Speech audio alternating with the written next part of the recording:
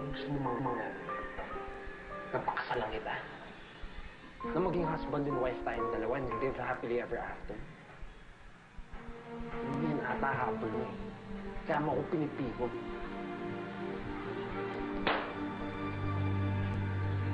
Magkalinuwagan nga tayo, Brandon. Ikaw to nanligaw sa akin at nangulit-kulit hanggang sagutin kita.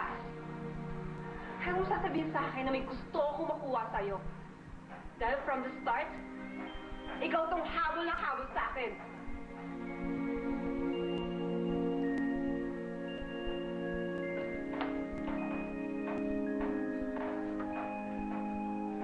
Bakit ayaw sa akin ni Jasmine? Sinabi niyo we are destined for each other. Pero hanggang ngayon, lumalayo pa rin siya sa akin. Mang Andres, December na. I'm running out of time. Sinabi ko naman sa'yo, hindi madali ang pagkakataong binigay ko sa'yo. Bakit niyo pa ako binalik kung hindi ko pa rin siya makakasama? At bakit ayaw niyo ako tulungan? Alam mo namang hindi ko magagawa yun. Hindi ko pwedeng baliin ang rules na sinabi ko sa'yo. Mang Andres, please. You are the only person I can run to. Sabihin niyo na sa akin kung anong dapat kong gawin. Gagawin ko. I'm sorry. Kailangan mo itong gawin mag-isa.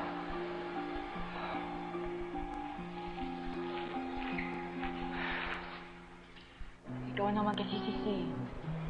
Pinapakusahan mo lang sa sarili mo. Mahal mo naman si Travis. Pero tinutulak mo lang siya sa palayo.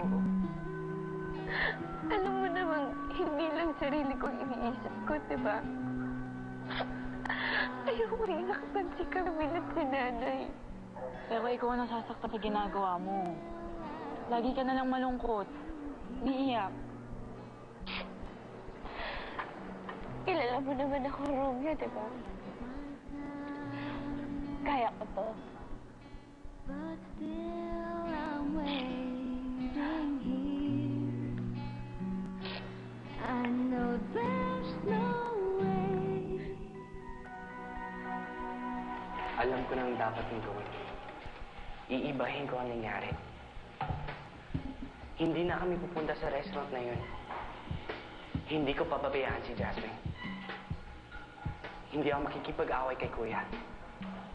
At kapag naging kami ni Jasmine, sisiguraduhin kong hindi kami mahuhuling ng pamilya namin.